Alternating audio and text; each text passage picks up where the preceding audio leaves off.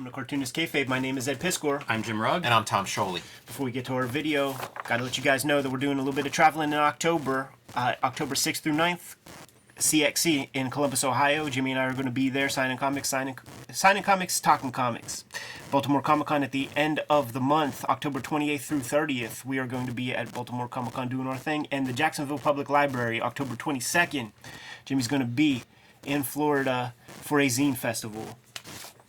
It is Kayfabe-tober, man, so the prompts are in effect. We pin them to our social media, to our Twitter, to our Instagram. Hashtag us on Instagram if you participate in Kayfabe-tober, and at us on Twitter. If you are doing some drawings, we'll share as many as possible.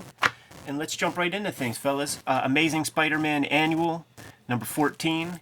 We did, I think, 15 was the Doc Ock story that Miller did, or maybe it was 13. Frank Miller doing Doctor Strange, Doctor Doom, and Spider-Man. Magic, totally going full freaking DITKO. Yeah. With this sucker. Yeah, Tom Palmer Sr. on inks here, which Super is pretty noteworthy. fun. Absolutely noteworthy. The late Tom Palmer, a great inker, one of my favorite inkers, and getting to see him on Miller is pretty interesting. Also, like, these stories are so weird to me because they're a different era of comics. You know, where Frank Miller's coming in and doing 35 pages or so of Spider-Man in an annual. Like, I don't know if there's an equivalent of this today. Yeah, 1980.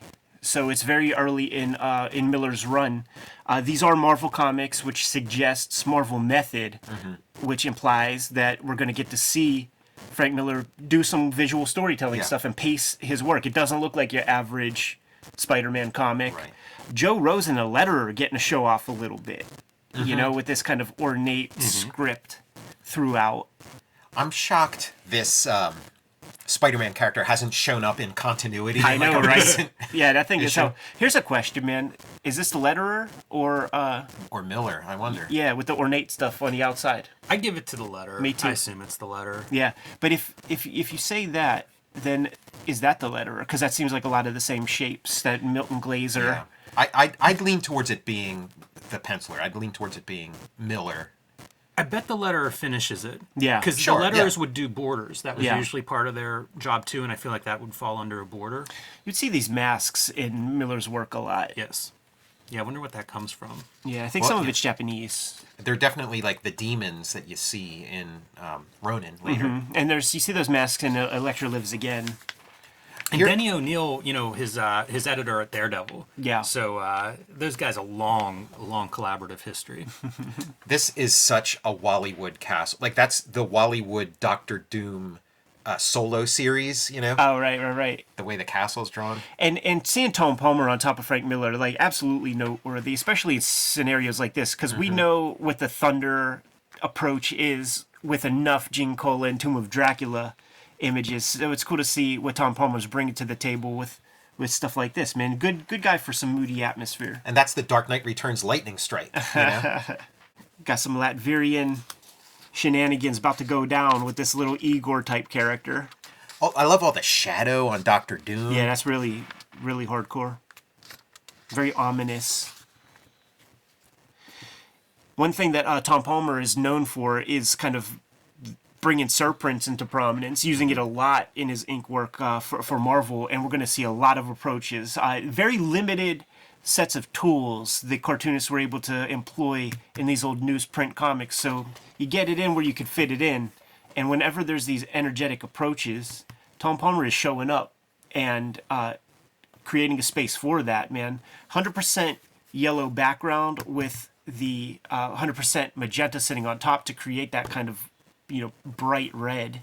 I'd like to see what the original pages look like, because do you do that on a piece of vellum? I would think that would make it the easiest. Yeah. And it feels like you say, Palmer's got a lot of experience with this, so probably. And we say that because Palmer is inking what is red here in black, so you can't separate that from if you want to get those lines of the character. Sometimes we talk inside baseball a little too inside. Gotta spell it out a little bit more.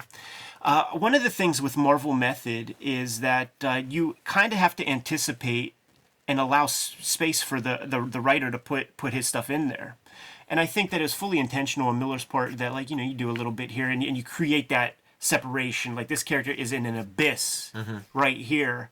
But I think he was, like, allowing some space for some lettering to happen, and Denny O'Neil just didn't show up. Because this is very left-heavy. Yeah, we see that in the Wolverine that he does with Chris Claremont, where there's, like, these weird white... But it kind of creates a new aesthetic that's kind of interesting. The difference with this page is, like, what you're talking about with the Wolverine's piece is every single page he allows some negative space. But it would usually be, like, the panel would cut off here. It wouldn't be a big chunk of a panel. Yeah, I mean, but it is something. Anything you can do to make things a little different. Like, I don't dislike it. Like, I like it, and I like seeing this glimpse of Ditko space by way of Miller. Miller and Ditko, like, they go together so well. There's so much Ditko in Miller. Yeah, absolutely. Especially when he leans into it with Spider-Man. So, guys, keep this in mind. You see, this is like a magical binding. This isn't like a piece of metal that this guy's tied to. This is a magical binding. So that is what Frank Miller pretty much would pencil in for some things that we're going to see later, and you'll see a different approach by Tom Palmer with the way that magic is handled there. Yeah.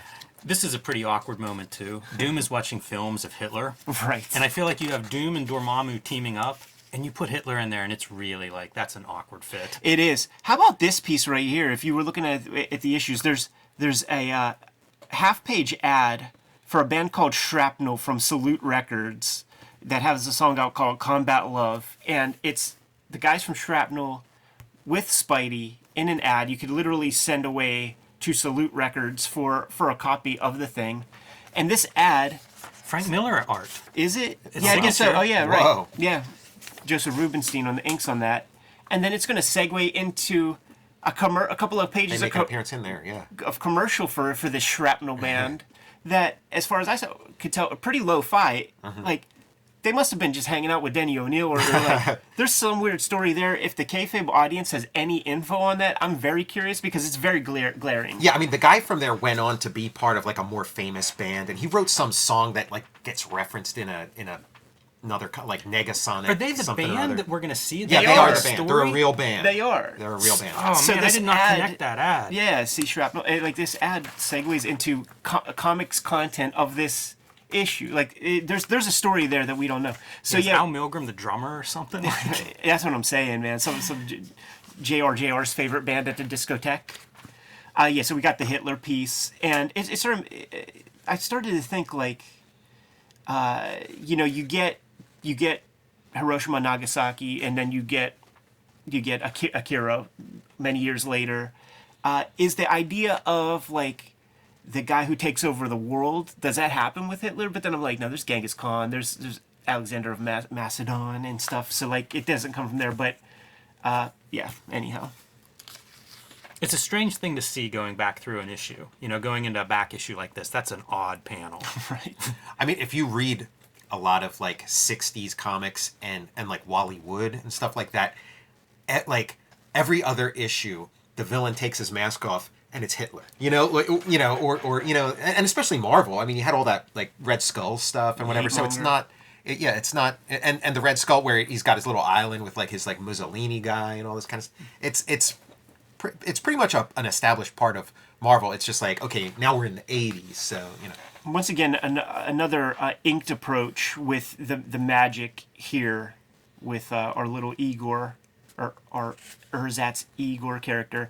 And I bring it up just because we'll see some crazy looking Tom Palmer stuff in later parts of this issue. That's a pretty badass image right there. It is. Like I don't think Doctor Strange ever looked cooler. Well, is this like a tryout for Miller's Doctor Strange? Because he was going to do a Doctor Strange series. Yeah, there like, were ads for it. Yeah, ads for it. So is that what we're seeing here?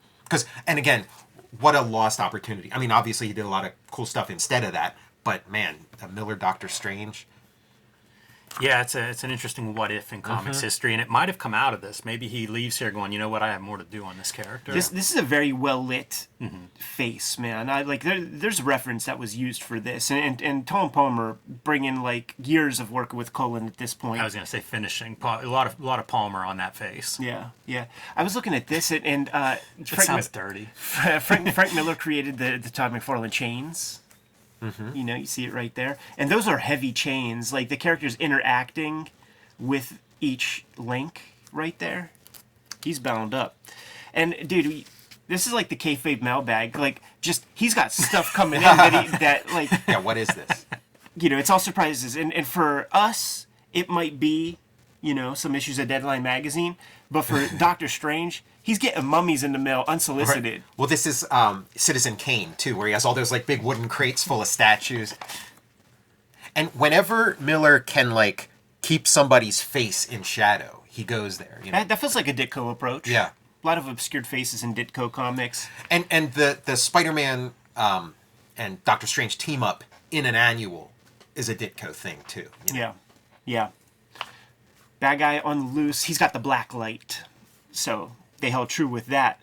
But look at this stuff that Palmer is bringing to the mix, man. You have to have like a wide area to work with if you're going to do something like this, man, because you have to allow for a lot of room for error of like registration slipping and things. But seeing these big chunky lines with no holding line, that does feel magical. Yeah. It's pretty cool. There was some of this in that Spider-Man Fantastic Four comic that you guys reviewed a while back. Right. And I love the black light concept. I think that's one that's really good. Like you're working with a limited tool set. That's a pretty good use. That's a Ditko thing too. I mean, I think maybe like a purple would have read in a really cool way that like the black doesn't quite, you know. And you could do that with Surprint. It would be 100% magenta, 100% cyan. Has that very like dark purple color. Choreography on the part of Miller, something that he's totally known for. Man, we got the bad guy kind of splitting up our dudes with Doctor Strange being the tank, capturing all the attention of the bad guy. Well, this dude, what's his name, Wang or something like that? Wong. Yeah, it's a good action shot of Doctor Strange diving out of the way and like counter magic beams. Yeah, and look at that, dude. That feels like something Miller must be drawing, right? Or Yeah, Of course, yeah. He draws it in pencil. That's what I'm saying. Like Yeah. the stuff that we saw earlier, it was just Tom Palmer deciding to use a black line on like the small pieces, probably knowing that you have to allow room for that registration to slip. But when you have these big moments, there's no reason to have that black line. Yeah. And it really feels like energy. I remember like maybe like the first week at the Kubert school, like I had this solved for me because I had no idea like how that was done, and it was such a mystery to me. And I had some teachers explain that stuff to me. Really like this panel. Yeah. You get a cross section of the house, so you get a little bit of your exterior New York shot. Gotta have a water tower towers, in there. Yeah, and if I had any advice for Doctor Strange, man, it's like maybe gracefully sit down on the ground before you leave your body, because that guy, when you jump back in that body, it might be Paralyzed. Yeah, it might be a Twilight Zone episode. Dude, that's Austin getting dropped on his head by Owen Hart right there. That's a Totally. bad way to fall. Yeah, but beautifully dramatic. Yes, very dramatic. It's all about the drama.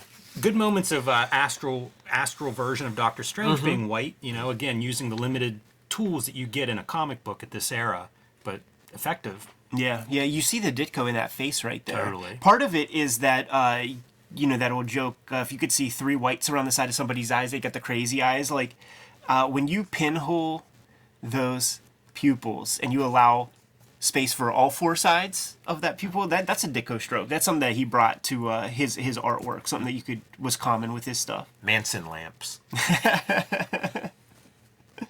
Using yellow surprint for this kind of like thought energy, astral projection. Eisner window right in the middle of your page. You're right, man. Eisner window with a Gil Kane like final piece with Ditko energies. Those really feel like it too, and that's got to be Palmer thinking that way, because they're inked with kind of a fat line that feels like a Ditko era line treatment. When Ditko sort of comes back to Marvel and is doing work there, the inkers are like bending over backwards to make it into like prime time Ditko, you know? Yeah. Whenever I would see this as a kid, I was so literal with the imagery that I saw, and this stuff would always like fuck me up. Like, oh, so he just like turns into Spider-Man? Like, Yes, I didn't understand the implication. Burn marks that come out. That's a fun page. As a 9-panel grid, there's a lot going on in there. Another big Ditko piece. And I don't remember Deb at all from anything. I don't Is she either. an ongoing character at some?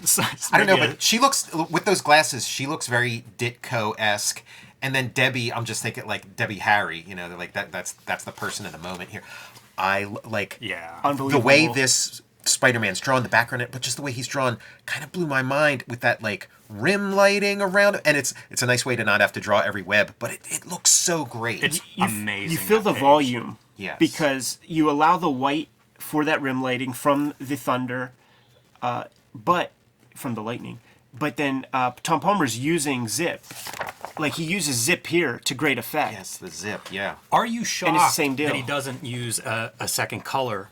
It looks Like like it's a a white or lighter something? color. Yeah, a white or a yellow I would accept there is like your outside lighting, you know, almost an outline. Because like the way that's drawn, it is that usual like double lighting style. Yeah. It looks amazing, but Yeah. I'm surprised they didn't do that. Thankfully, he has that zip there, right? To create two A colors. second color, yeah. Yeah, so this is that old maxim where you have to get it to work in black and white, because perhaps when you bring the color into it, it's hard to fuck up. Yeah, maybe. There's a lot like that's a heck of an image, man. You could color that 2 or 3 different ways and it'd be very effective. And this perspective on the buildings, I mean, there are guys, Joe Quesada, you know, that really use that a lot. It looks incredible there for a 2-page spread. At this level, too, it's all directional devices pointing directly to Great stuff. our guy with this kind of spread, man. Before we get out of here, we gotta let you know that our videos are brought to you by the books that we make. Tommy has Fantastic Four Grand Design, Jack Kirby, Epic Life of the King of Comics out there in the wild as we speak, and his name is on the spine of dozens of other books, man, so make sure you check out his bibliography. Jimmy has Hulk Grand Design Monster Madness issues out on the stands right now, but it's going to get that big Treasury Edition format like Hulk Grand Design, and I mean, like Fantastic Four Grand Design and X-Men Grand Design in early 2023. Street Angel Deadliest Girl Alive trade paperback is back in print, so make sure you scoop it up.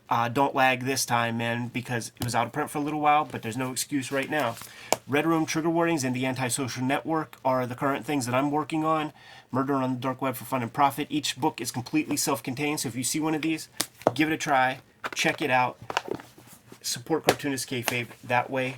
Now let's get back to the video, dude. This pose right here continues the energy, man. Like this, the bounce of this feels like lessons that like Joe Mad took away, Art Adams took away.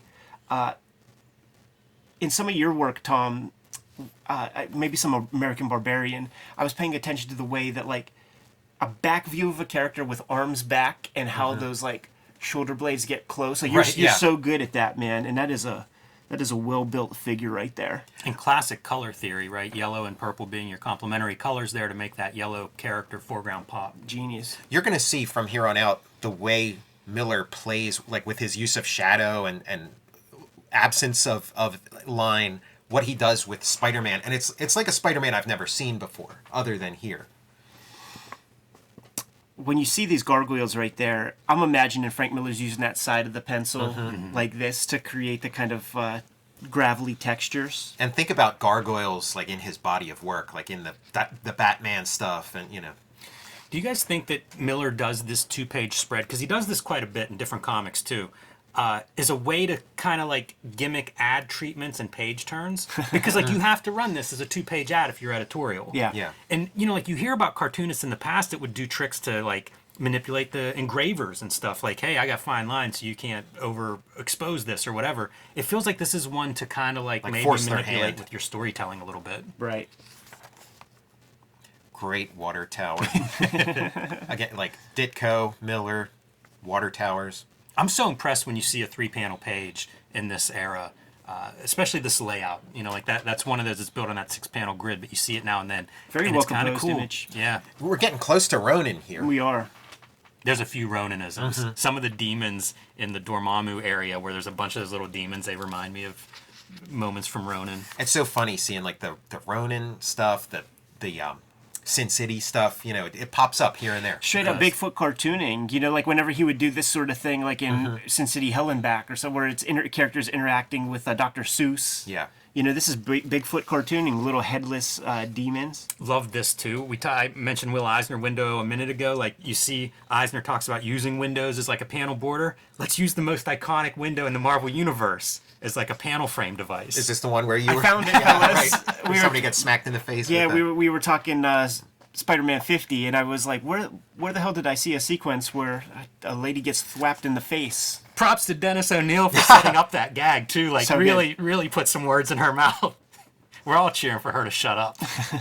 There's the Marvel method working for you. And here's where the Marvel method falls apart. Yes. This sequence here, he's battling with all these little demons, and it's making him act weird. And we realize that nobody else, it's in his head. Nobody else can see those demons but him. So kids see him, and they think, oh, he's breakdancing, that new dance craze that's sweeping the nation.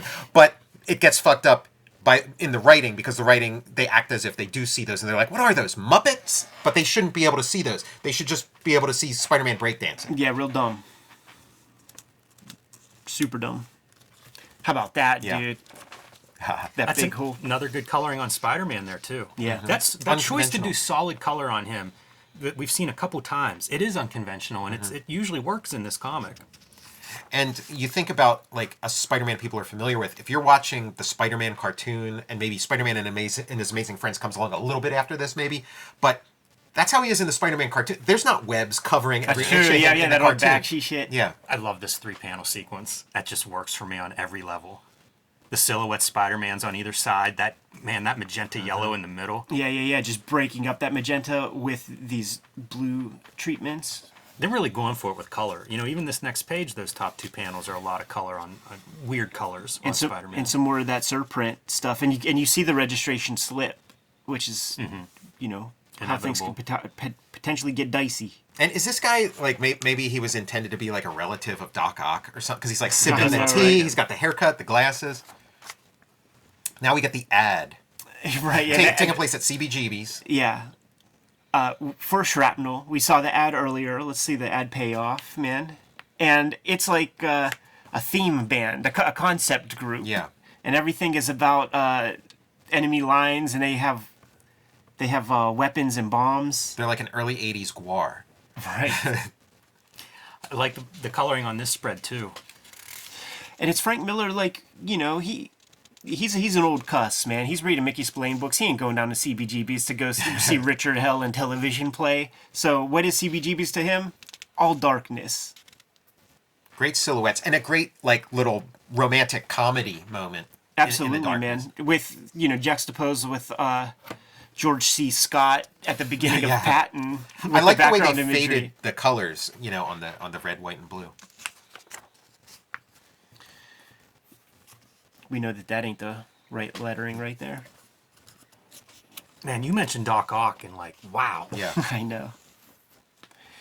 And so Shrapnel is like Pied Pipering the CBGB's attendance throughout the Bowery. And it sounds like it has a little bit of a pull on Spider-Man too, but maybe his powers or whatever helps him. He's like, there's something very compelling about that song they're playing. And he keeps blowing off that Deb. First they were Yeah. supposed to go to CBGB's and they didn't, and then they're supposed to go get coffee, and he's like, "Oh, I gotta run." Yeah. You always got to inject that piece in every Yeah. Spider-Man comic. And look at this. It's a straight up like blitzkrieg of soldiers for the Shrapnel army of Doctor Doom. Yeah, it makes you the callback to Doctor Doom watching the Hitler films. Yeah. In a weird way, like it kind of ties into this sequence. Yeah, because there is that like square thing, like that famous footage whenever they take over France. Now imagine this story. It would have been so easy to take that romance element, like to maybe not even think of the romance element, but it needs that. That's like Spider-Man. that's Spider-Man. That's the Marvel formula. If you take those like romance comics out of the equation, it doesn't work anymore. Yeah, you got to It give them does- some. Yeah, it makes it very human. Like if you're reading this as a kid that is not Spider-Man, has no powers, that part you can relate to, where it's like, man, he's messing up so bad with this girl, like over and over. Why is she ever going to speak to this dude again? I feel like the El Jefe part, like that was put in there by Frank Miller on the marquee. You gotta love it when he does like Times Square. Yeah. The signs and stuff. The Coca-Cola you never get away with now. We've seen a lot of his interpretations of this kind of thing in the Wolverine miniseries. It would be all surprint, and it would be the colorist, or, well, who knows who it is, but it would all just be colored lights and things. This is a really strange choice around Spider-Man's eyes. I was thinking make that the too. black part blue. Blue, yeah. Cool though. Trying It some just things. feels like experimenting, right? Yeah, trying some stuff, man. I love the fixed camera angle stuff when Yeah. shit goes down. And here is a bound Doctor Strange inside of a crystal. You know, seeing this Spider-Man treatment, it does make you wonder, like, what if Marvel gives Miller Spider-Man, like DC basically gives him Batman, because this is the intellect, right? Like this is kind of Miller separate from like most of your job guys. Is like, okay, let's see, what haven't we seen before? Let's see how this works. Let's try some stuff. Makes you wonder what he does a year or two on a book like Spider-Man. In the past couple of years, man, like he did a Spider-Man piece. You know how he'll just in his studio just show off these pieces, and like he's continuing to innovate. Yeah, you've never seen the anything character. like that. Not at all. Before, yeah. Hanging from the webs, and the webs are all in a straight, almost like a piece of graph paper. Hey man, go back a second. Yeah. What's Spider-Man standing on in these panels? Like, what is this? Yeah, Looks that's like a good question. giant cactus or something. Yeah, because I mean, here he's on this pipe, but is that the same thing as? Yeah, this? it's like these weird chimney I guess things. so. Yeah. Some industrial chimney. It's I'm not not like sure a this one Galactus works. kind of thing. Yeah. I think that one's not gonna draw a lot of smoke. And look at these CBGB's guys, man, doing performance art class. I am a blade of grass. I feel like this is a Kirby reference. I feel like I've seen that in like maybe New Genesis or something. These like dancing, cavorting people. Got to dispatch the blacklight villain. And see, it's that incremental thing where you go with the creation, then you got to go against Igor, and then it's like Doctor Doom. And this guy who's doing all this stuff, he went into business for himself. Yeah. Doctor Doom didn't want him to do any of this. Right. All this hot magenta, hot reds. Look at these, man. Dude, it's like batter mixers. And they're getting nasty. Before, when we saw them, they were just kind of smooth. Now they got some spikes on them. Yeah. That's Continuing that That's treatment right there. That's a nice Doctor Strange concept. And those, like, yeah, it's beautiful. And those hands, like, I'm trying to think where he got those, like, that one going like that, because I feel like You somebody see did that it. with like Frank Brunner. Yeah. And those dudes that did those 70s Doctor Strange Yeah, comics. you're right. When he goes to these vertical panels in this sequence, I think it's very effective too. We Yeah. haven't seen that much this issue, if at all. And there's something about that that's like speedy. You know, it changes the tempo. And it works so well for superheroes who are doing all their action in the sky, in a city where everything's vertical. It sets this up. You Yeah. know, because like your last panel there is basically that vertical drop into the crystal. Ooh, double surprints, baby. Cyans and magentas. It's the warring powers, Yeah. lightsabers, dude. That's so cool. I wonder if like when Palmer does it, he kind of can't wait to see the issue. Right. Like let's see how that turned out. I wonder if these guys even got comps back then. Yeah, the time delay is so weird, and if you were doing a couple of monthly books like a Palmer would be doing, who knows? How about these Surprint Hostess Twinkie ads, man? like with it's just all colors, totally muddy. That's fun. And then you got your typical Spider-Man ending, man. Saves the day. Helps Doc Strange out in a big, bad way. Doc Strange will do anything to repay him. Spider-Man asks a very simple question. What was the Bar Sinister? The Ben Sinister. Ben Sinister. And he doesn't get an answer. And hopefully somebody in the audience maybe know, like, is that some Lovecraft reference or something? Like, what's the, like, I understand it's this bad thing that's supposed to happen, but is it referencing something specific? Right. And then Spider-Man, he can't win. Throws a little tantrum. Splits off. Look at all those splinters. I like that they do this panel twice, where it's Yes. like, this is like the freeze frame, Yeah. you know. Yeah, real smart. So there it is, man. Frank Miller going full Steve Ditko. It's amazing. It's the complete issue. Yeah. You think of the annuals now, and it'll be like 3-4 stories. Well, maybe not now. Maybe in the 90s when I was Yeah. buying annuals. But to get like complete full issue worth of Miller, pretty impressive. Yeah, I mean, the Stan and Steve, man, I feel like they set the template. When you get Spider-Man Annual 1 and it's the Sinister Six and there's a cool splash page of Spidey dispatching every major villain, like that sets a high bar for the rest of your Spidey annuals. And man, the color holds on the cover, you know. Absolutely. Even a dicier one, man, the green. Well, no, because you got 100%. Yeah, that's right. just blue. Yeah, it's just a cyan. Smart. Yeah, we've done a couple of these annuals lately, and it's interesting to see, like, there are some real standout stories spread around these annuals if you know which ones to go dig out. Yeah. You mentioned Ditko earlier, and, like, I have that Avengers where I think it's Ditko pencils and burn inks. There's a lot of kind of noteworthy stuff in some of those older annuals. It's true. And not the last annual we'll be looking at on the Kayfabe channel. Kayfabers, like, follow, subscribe to the YouTube channel, hit the bell. We'll notify you when new vids are available. Jimmy, let the people know. Street Angel, Deadly Squirrel Live. Pick it up now, back in print after almost a year. 8 complete stories, full color. Get your money's worth. If you like Spider-Man, you should like Street Angel. It's a young hero, bouncing around, fighting ninjas, all that good stuff. Hulk Grand Design, Monster Madness. In stores now and coming to stores in an oversized edition in first of next year. So pre-order that wherever you get your books, and join me on patreon.com/JimRugg to see lots more of my comics and art. Tell him drop some science, man. We got Jack Kirby, The Epic Life of the King of Comics. We got Fantastic Four Grand Design. Check out my Patreon. Check out my YouTube channel, Total Recall Show. We're going to start back up doing new episodes in October. And also on that channel, I have Thursday Comics. Every Thursday, I'm reviewing a new issue of Thor, going through the whole series. So join me there. Red Room Trigger Warnings, Red Room The Antisocial Network, trade paperback are my latest efforts in stores today. Murder on the Dark Web for Fun and Profit is the name of the game. Each book is completely self-contained, as hardcore as the cover imagery. If you could stomach that, you'll dig the interiors. Serializing new Red Room comics on my Patreon, patreon.com/Ed Piscor. $3 get you the archive there. That's all of this material plus new stuff. More than 300 pages for $3. You can't beat that with a baseball bat. Jimmy, let them know what else we have out there, man. Subscribe to the Cartoonist Kayfabe newsletter at the links below this video. You can also find Cartoonist Kayfabe t-shirts, merch, and fanny packs at our spread shop in the links below this video. It's another great way to support the Cartoonist Kayfabe channel. Given those marching orders, we'll be on our way. Read more comics.